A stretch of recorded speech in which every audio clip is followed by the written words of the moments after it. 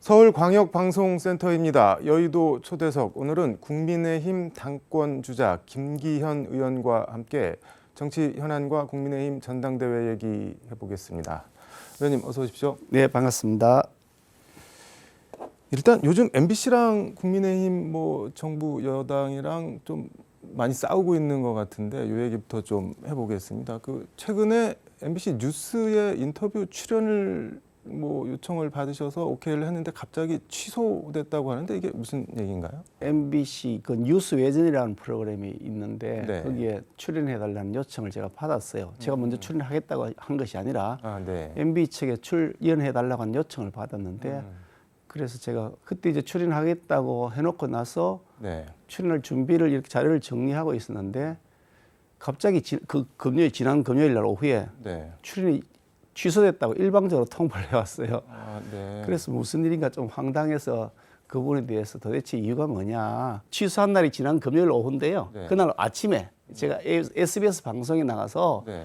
박성재와 이렇게 편향되어 있는 박성재 사장과 그 보도진 간부가 유지되는 한은 MBC는 방송이 아니다. 그러니까 해체되는 것이 맞다라고 제가 공개적으로 입장을 밝힌 바가 있었는데 해체요? 해체라고 제가 용어를 썼죠. 그랬더니 막 그게 아마 듣기 싫었겠죠. 아주 오만하기 짝이 없는 생각을 가지고 있다는 건데 이게 지금 의원님 페이스북 보니까 박성재 MBC 사장이랑 1대1 끝장 토론도 제안을 하셨고 어제 국회의원회관에서 방송산업 구조 개편 토론회 이런 것도 여셨던데 그래서 MBC를 어떻게 해야 된다는 취지인가요?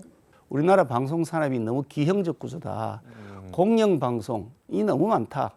전 세계 유례가 없는 공영 방송의 다수 그런 구조를 가지고 있죠. 영국 같은 경우도 BBC 하나밖에 없고요. 프랑스도 2개 정도밖에 없다고 해요. 네.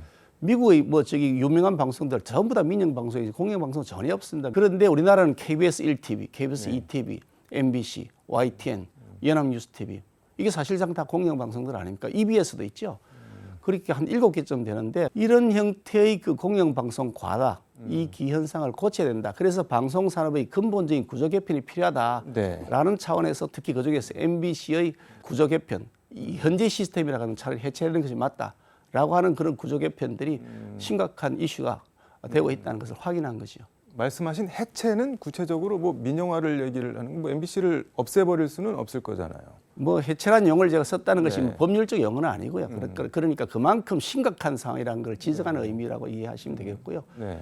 어저께 이제 방송 관련 구조 관련 토론을 하는 자리에서도 민영화 얘기가 나왔었어요. 네. MBC는 1980년에 그 신군부가 등장하면서 네. 그 이제 전두환 정권이 그렇게 쿠데타를 통해서 언론 통폐합이 있었습니다. 네. 그때 그냥 주먹을 막 휘둘렀죠. 그때 MBC가 원래 이전에 민영 방송이었던 것이 네. 이게 이 공영 방송으로 네. 바뀌어 버린 겁니다. 강제로 사실 공영 방송으로 빼앗아간 거죠. 네. 근데 이제는 원상복구시켜야 된다. 신군부가 했던 거 다 잘못했다고 우리가 다시 원상복구하자고 하면서 유독 MBC는 공영방송이 좋다고 계속 우긴단 말이에요. 신군부가 잘했다 이런 얘기잖아요, 실제로. 그러니까 MBC가 지금 주장하는 취지를 따진다 그러면. 근데 무슨 말씀인지는 알겠는데 이게 역대 정권에서도 여러 차례 시도나 논의를 해보려고 했는데 다 무산이 됐잖아요, 결과적으로. 근데 이게 가능할까요? 그런데 민영화라는 게? 가능하죠. 정부가 불필요하게 공영방송을 많이 갖고 있는 것은 어느 정당이 집권하든지 간에 이게 편향성을 가질 수밖에 없다. 그러니 더 이상 이런 악순환의 고리를 끊고 이제는 민영화할 것 해서 국민 세금 올려가지고 MBC 같은 경우는 일단 세금이 들어가는 거는 없고 정부 지분이 있는 것도 아니잖아요. 근데 어떻게 민영화를 할 수가 있을까요? 실질적으로 지배 구조를 국가가 다 갖고 있지 않습니까? 방송문화지능회. 네. 그 방문진 이사이고 실질적으로 국가가 갖고 있는 거 다 그 처분하면 되는 겁니다. 네. 이거는 논쟁이 좀 길어질 것 같아서 이쯤에서 정리를 하고 TBS 얘기 하나만 물어보겠습니다. 서울시의회에서 TBS 지원 조례안을 폐지를 했습니다. 김어준 뉴스공장 보기 싫어서 TBS 없애버리려는 거 아니냐 이런 비판이 야권에서는 나오는데 어떻게 생각하시나요? 원래 그 TBS는 그 김어준의 뉴스공장 같은 것을 하면 안 된다고 불법입니다. 잘 아시잖아요. 방송법에 허가된 목적이 있습니다.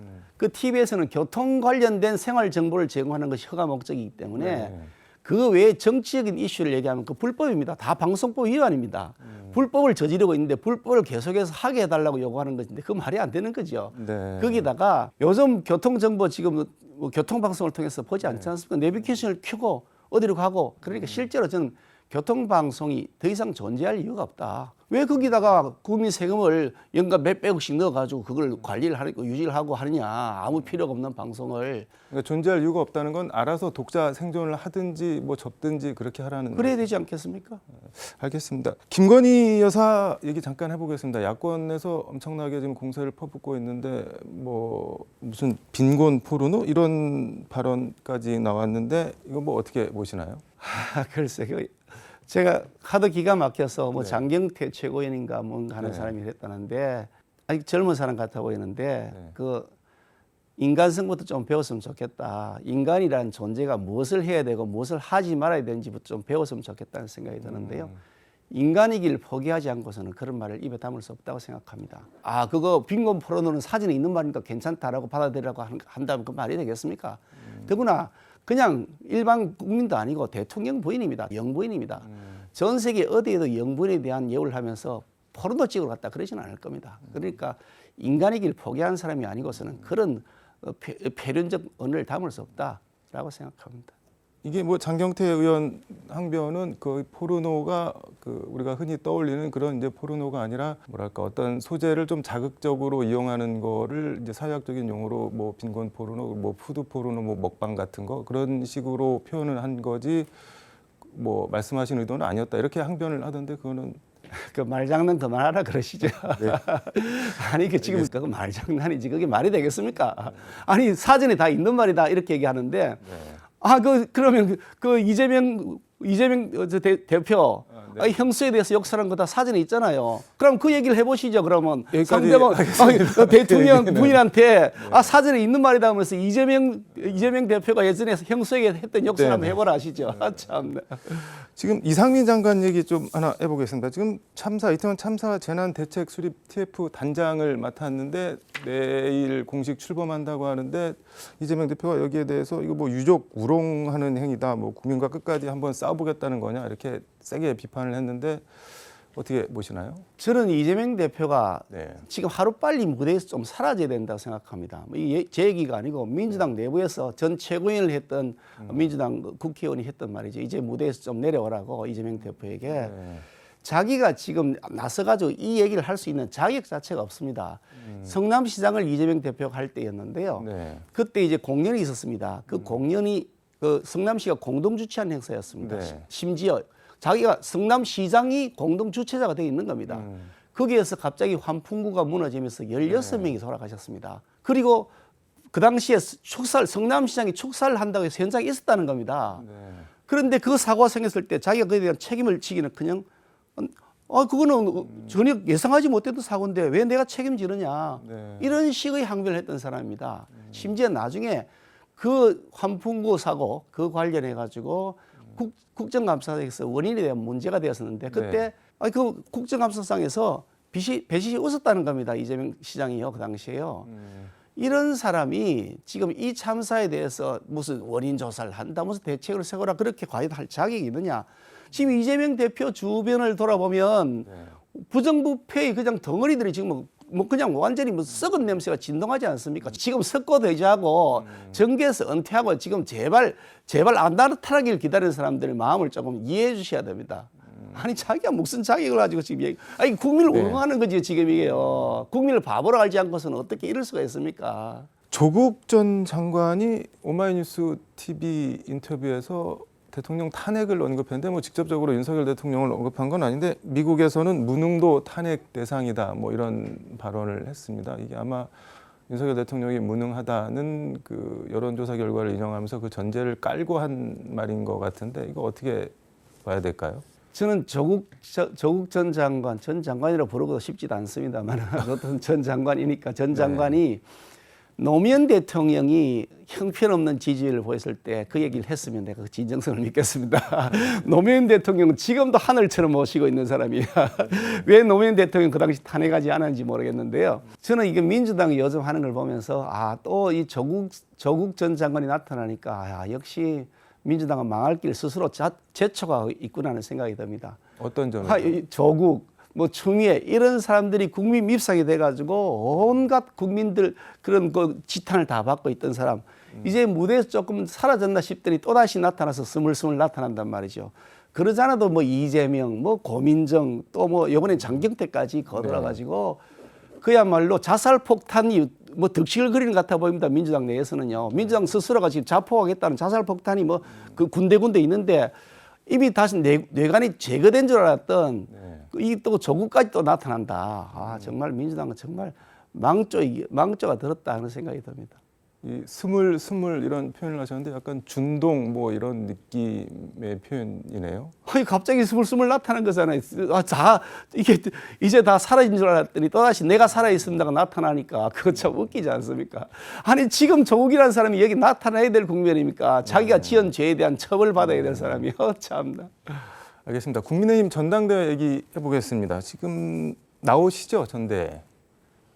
아직 뭐 출마 선언을 하진 않았습니다만 그런 네. 준비를 하고 있습니다. 김기현이 국민의힘 당대표가 되어야 하는 이유, 왜 김기현이어야 하는지 한 말씀 부탁드리겠습니다. 지금 사실 윤석열 정부가 출범했지만 이 국회의 절대 다수의 석을 민주당이 갖고 있다 보니까 세법 하나 고칠 수도 없고요. 예산 하나 제대로 처리할 수도 없고 정책을 펼칠 수가 없습니다.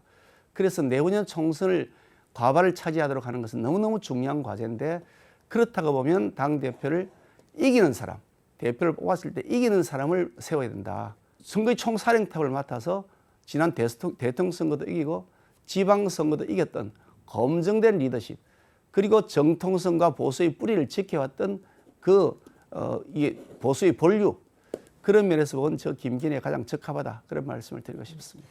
총선 말씀해 주셨는데 다음 총선을 치르려면 중도층, 특히 수도권 표심이 중요한데 그러려면은 영남 후보로는 조금 어렵지 않냐, 곤란하지 않냐라는 뭐 의견도 당 일각에서 나오고 있습니다. 이 점은 어떻게 보시나요? 그런 주장을 하는 분이 계시죠. 근데 언론 들으면 굉장히 그럴듯해 보이는데 제가 네. 통계자를 한번 말씀드리려는데요. 과거 4번의 총선을 네. 보면요. 18대 국회 때 저희 당이 153석 과반을 차지했습니다. 네. 그때 우리 당 대표가 강재섭입니다. 그러니까 TK 출신이죠. 네. 그다음 이어지는 19대 국회, 그때 우리가 152석 과반을 차지했습니다. 그때 우리 당 대표가 박근혜였습니다. 네. 다 두 분 다 TK 출신이죠. 그다음에 20대 국회, 네. 그때 저희들이 122석, 123석이 민주당이어서 저희들이 뺏겼습니다. 네. 일당을 뺏겼습니다. 그때 우리 당 대표가 원유철, 그러니까 이게 수도권 출신이죠. 평택이었던가요? 평택이죠. 네. 경기도 평택이니까요. 네. 거기다가 21대 국회 저희들이 참패를 했죠. 그때 우리 당 대표가 황교안. 수도권 대표였을 때 우리가 2번 다 졌고 영남권 대표일 때 우리가 2번 다 이겼습니다. 수도권 대표가 되면 이긴다고 하는 것은 그야말로 형식적인 그야말로 피상적인 주장일 뿐인 것이고 전혀 근거가 없는 것이고요. 어떤 지역 출신이냐가 중요한 것이 아니라 어떤 사람이냐가 중요한 겁니다. 그거 터무니없는 주장인 겁니다. 무슨 말씀인지 알겠는데 듣다 보니까 이런 궁금함이 드는데 대선 지선 승리로 이끈 뭐 경험 검증 그렇게 따지면은 이준석 전 대표가 총선까지 뭐 맡으면은 더 좋은 거 아니냐 이런 얘기도 나올 수 있을 것 같은데 그건 어떻게 보시나요? 이준석 대표가 지금 출마할 수 없는 상황이니까 뭐 그거는 뭐 전제 자체가 안 되는 거죠 지금. 네, 알겠습니다. 지금 여론조사 보면은 아직 선두권에 있지는 않은 것 같습니다. 어떻게 치고 올라가실 뭐 필승 카드 이런 게 있을까요? 뭐 지금 여론조사는 별 의미가 없는 것이고요. 지금 뭐 일반 국민들 다 포함해서 여론조사를 하거나 심지어 민주당 지지자까지 포함해서 한 여론조사이기 때문에 별 의미가 없는 것이고요. 우리 당 대표는 당원들의 뜻이 가장 중요하죠. 현재도 당원 의견이 70%가 반영되게 돼 있고요. 당원들 사이에서는 정통 뿌리를 지켜왔던 단 한 번도 뭐 당을 떠나본 적이 없고 당의 여러 가지 내분이 생겼을 때 다 수습해가면서 끝내 큰 선거를 이겨내는 사령탑, 그게 바로 김기현이기 때문에 당연히 김기현을 적극적으로 지지할 것이라고 보고 또 실제로 그렇게 많이 현장에서 반응을 하고 있습니다. 다음 당대표 선거는 어쨌든 결과적으로 그리고 결정적으로 이른바 윤심이 작용을 할 것 같다는 게 이제 뭐 대체적인 분석인데 대통령의 마음이 김기현 의원님에게 있다고 생각을 하시나요? 당연히 윤석열 대통령하고는 뭐 수시로 소통을 합니다. 뭐 직접 만나기도 하고 네. 이 단둘이서 만나서 현안에 관한 의견도 주고받기도 하고요. 전화 통화도 하고 단둘이 텔레그램도 뵙기도 하고 주고받고요. 그러시나요? 수시로 만나 같이 식사도 나누고 여러 차례 그런 일들 지금도 계속하고 있기 때문에 매우 원활하게 소통하고 있습니다. 그래서 윤석열 정부를 성공시키기 위해서 우리가 무엇을 어떻게 해야 될 것이냐. 네. 그 문제에서는 대통령과 가장 소통이 잘 되고 윤석열 정부의 성공을 위해서 누구보다도 그동안 열심히 해왔고 앞으로도 해나갈 수 있는 사람. 그것이 또 우리 당원들이 바라는 것이니까 이 당신과 유심히 합치되어서 김기현을 밀 것이다. 네. 그거는 뭐 저는 확신하고 있습니다. 뭐 윤심과 당심이 다른 게 아니고 당심이 김기현 의원에 있을 것이다. 그렇게 이해를 하면 되겠습니까? 그것이 결과로 명확하게 증명이 될 것이라고 제가 자신 있게 말씀드리겠습니다. 알겠습니다. 오늘 말씀 여기까지 듣고 다음에 출마 선언하면 다시 한번 모셔서 말씀을 좀 더 들어보도록 하겠습니다. 오늘 감사합니다. 감사합니다. 네, 지금까지 서울광역방송센터에서 국민의힘 김기현 의원과 함께 전해드렸습니다.